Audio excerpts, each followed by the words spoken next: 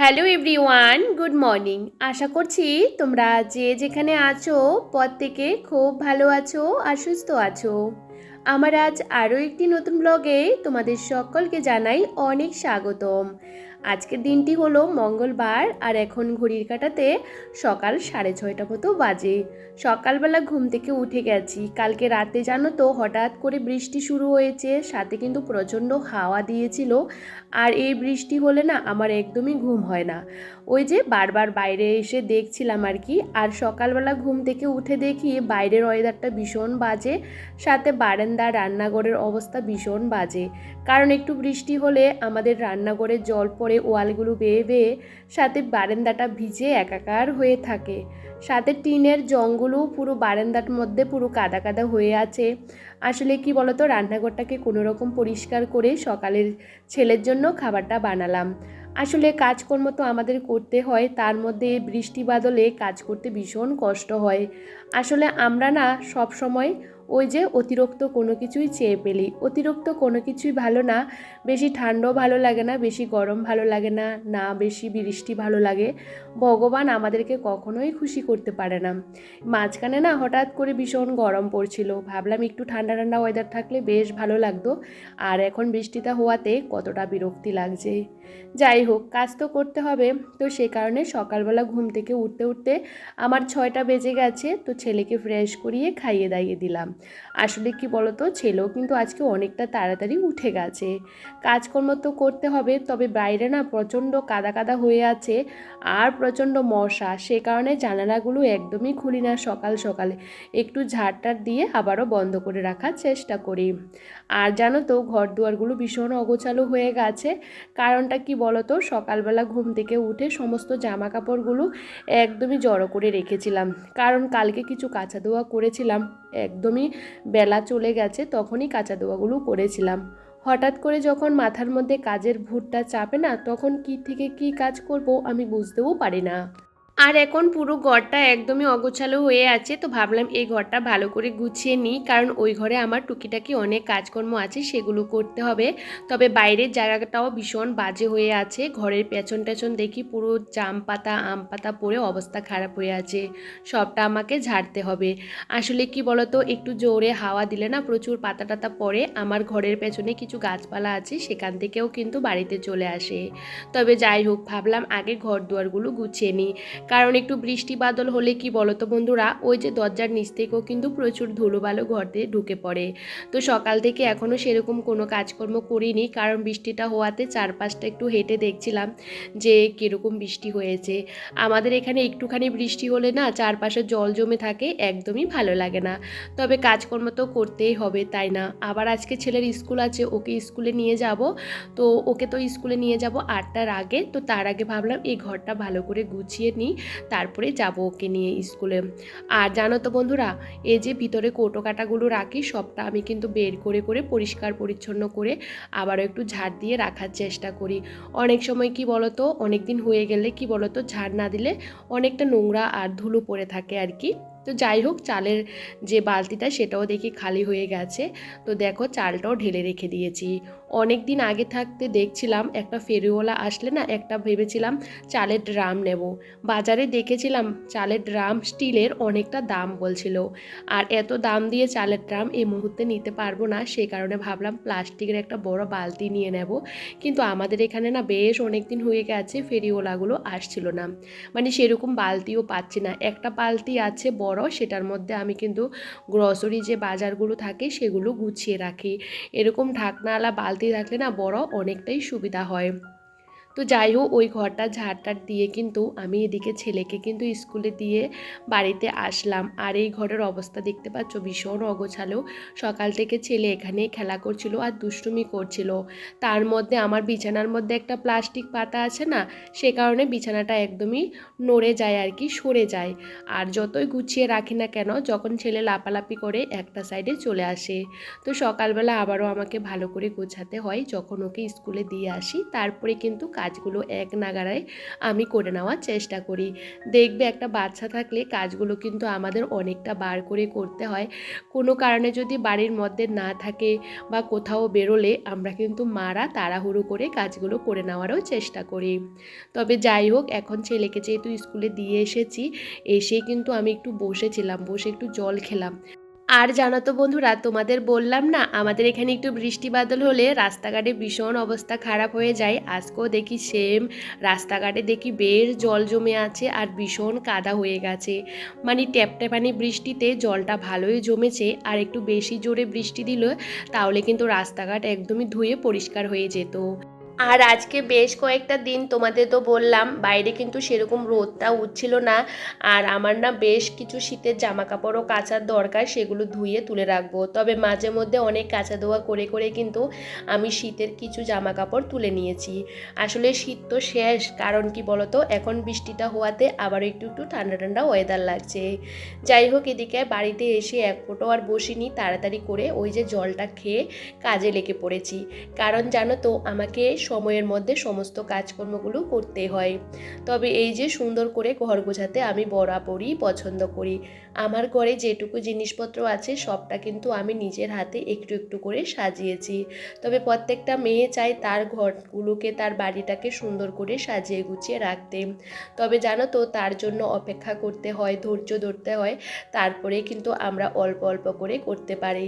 স্বামীর যদি ইনকামটা কম হয়, তবে জানো তো আমাদের মতন গৃহবধূদের অনেক সময় বুদ্ধি করে কিন্তু সংসারটা চালাতে হয়। অনেক সময় আমরা কিন্তু বিলাসিতা করি না, বিলাসিতা যদি করতাম তাহলে কিন্তু আমরা সংসারের জন্য কোনো কিছুই করতে পারতাম না। আর জানো তো বন্ধুরা, কবে যে আমি কেনাকাটা করেছি আমি ভুলে গেছি। নিজের জন্য সেরকম কোনো কেনাকাটা করি না, নিজের শখ আহ্লাদ কোনো কিছুই পূরণ করি না। সবসময় চেষ্টা করি আমার সংসারটাকে একটু ভালো রাখার জন্য। আসলে জানো তো, একার ইনকাম হলে অনেকটা কষ্ট হয়, কারণ একার ইনকামে আমাদের অনেক কিছুই সামলাতে হয়। আর জানো তো, সে সংসার সামলানোর জন্য একটা বাড়ির বউকেও কিন্তু অনেকটা কষ্ট করতে হয়। আসলে কি বলতো, একটা মার সংসার চালাতে অনেকটাই কষ্ট হয়। তবে তার মধ্যেও কিন্তু হাসি খুশিভাবে দিনটা চালানোর চেষ্টা করি। আর জানো তো, ছোট্ট ছোট্ট জিনিসগুলো দিয়ে আমি কিন্তু ঘর সাজাতে ভীষণ ভালোবাসি। আর অনেক দিন আগে কিন্তু আমার ঘরে ফটো ফ্রেমটা রয়ে গেছে, কিন্তু লাগাতে পারছিলাম না, কারণ জানো তো ওয়ালের মধ্যে তো যেখানে সেখানে লাগানো যায় না, আর আমি কি দিয়ে লাগাবো। তো সে কারণে কি বলতো, আমার ড্রেসিং টেবিলের উপরে কয়েকটা মূর্তি রাখা ছিল। অনেকে বলে ঘরের ভিতরে মূর্তি রাখা ভালো না, ভাঙা বা পুরনো এগুলো কিন্তু ঘরে রাখা একদমই ভালো না, কারণ ঘরেও কিন্তু রাখলে একটা শুভ অশুভ অনেক কিছুই আছে। তো আমি কিছুদিন আগে এই কথাটা জানতে পারলাম, সে কারণে মূর্তিগুলোকে কিন্তু আমি জলের মধ্যে ফেলে দেব। তো ভাবলাম ওই জায়গাটা একদম ফাঁকা হয়ে গেছে, তাহলে ফটো দিয়ে খুব সুন্দর করে সাজিয়ে রাখি। আর ঘরের ভিতরে ফুলের টবও ছিল, সেটাও কিন্তু খুব সুন্দর করে রেখে দিয়েছি। আসলে ফুলদানিটা জানো তো, অনেক বছর আগে, আমার বিয়ের আগে ফুলদানি, সেটাও আমি কিন্তু নিয়ে এসেছিলাম ঘর সাজানোর জন্য। তো ভাবলাম এখানেই রাখি, তবে কোনো রকম এটা সেট হচ্ছিল না, তবে বুদ্ধি করে একটু প্লাস্টিক কাপড় দিয়ে সেট করে কিন্তু রেখে দিয়েছিলাম। আসলে না, এই মুহূর্তে কোনো কিছু কেনাকাটা করার ইচ্ছে নেই। আসলে আমি মনে করি যে এ সমস্ত ছোট ছোট জিনিস দিয়ে যদি আমরা ঘর সাজাতে পারি তাহলে বেশ ভালো লাগে। অল্প খরচও কিন্তু আমরা কিন্তু ঘর সাজাতে পারি। তবে জানো তো, আমি ছোটোবেলা থাকতে ঘর সাজাতে ভীষণ পছন্দ করি।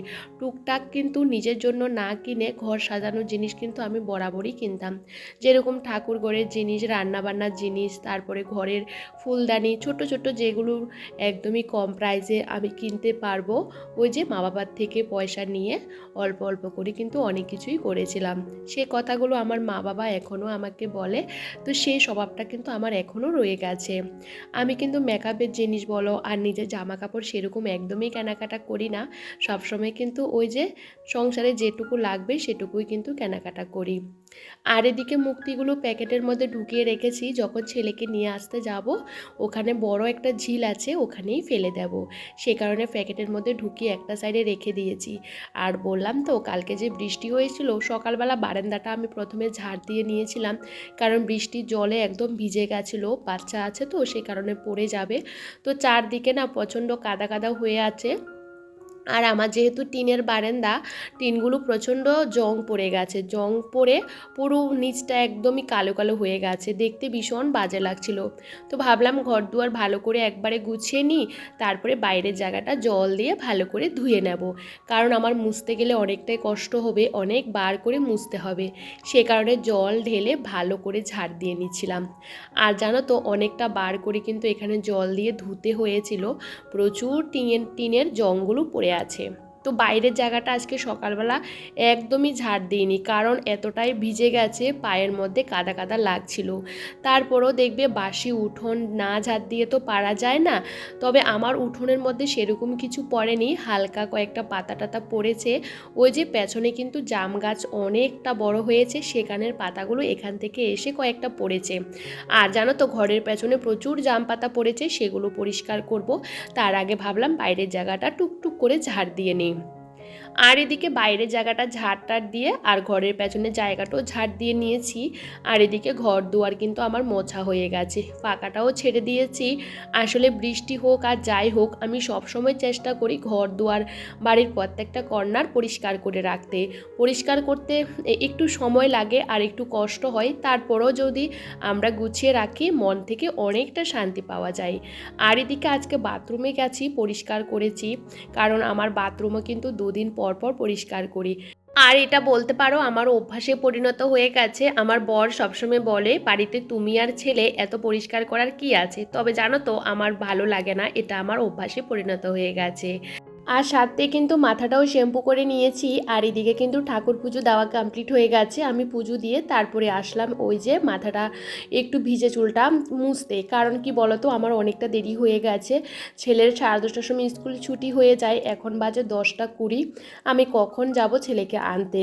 আসলে কি বলতো, একটা কাজ করতে গেলে আরেকটার দিকে দেরি হয়ে যায়, একা সংসার তো, এভাবে কিন্তু আমাকে তাড়াহুড়ো করে সমস্ত দিকটা ব্যালেন্স করতে হয়। সকাল থেকে অনেক কাজকর্ম কিন্তু সারা হয়ে গেছে, কিন্তু রান্নাটা এখনও করা হয়নি। আমি রান্নাটা একটু দেরি করে করি, ছেলেকে স্কুল থেকে নিয়ে আসার পর করানো হয়। যেহেতু আমরা দুবেলা রান্না একবারে করে নিই, তবে কালকের বেশ খানিকটা চিকেনের তরকারি রয়ে গেছে, সাথে ডালও আছে।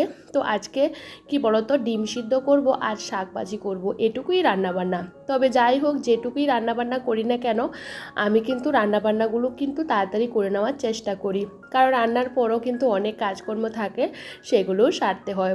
আমার কিন্তু বাড়িতে শাক হয়েছে অনেক রকম। তো ভাবলাম এই শাকগুলো ভীষণ ভালো লাগছিল, এই শাকগুলোর নামটা আমার এই মুহূর্তে মনে পড়ছে না, তবে আমার বেশ ভালো লাগে খেতে। দুদিন পর পর বড় হয় আর আমি কিন্তু তুলে তুলে খাই। তবে ভাবলাম আজকে ওয়েদারটা ভীষণ ঠান্ডা ঠান্ডা আছে আর শাক খেতে বেশ ভালো লাগবে, সে কারণে এই যে বেশ খানিকটা তুলে নিয়েছি। আর এদিকে কালকের যে চিকেনটা রয়েছে সেটা আমি গরম করে নিচ্ছিলাম, আর ভাতের সাথে কিন্তু আমি ডিম সিদ্ধ দিয়ে দিয়েছি। আর এই যে আমি কিন্তু ভালো করে শাকটা ধুয়ে নিয়েছি, কারণ শাকটা কীরকম বালি বালি লাগে, কীরকম গুঁড়ো গুঁড়ো টাইপের রয়েছে আর কি, তো ভালো করে ধুতে হয়। অনেক বার করে ধুয়েছি, তারপরে এই যে শাকটা এখন বসিয়ে দিচ্ছি। আর কিন্তু আমার রান্না করতে বেশিক্ষণ সময় লাগে না, চটাপট করে রান্নাটাও কিন্তু হয়ে যায়। আসলে কি বলতো, আজকে যেহেতু রান্না সেরকম ঝামেলা নেই, টুকটুক করে কিন্তু আমি সমস্ত কাজগুলো কিন্তু গুছিয়েও নিয়েছি। আর এদিকে দেখো, ভাতটাও মোটামুটি ফুটে গেছে।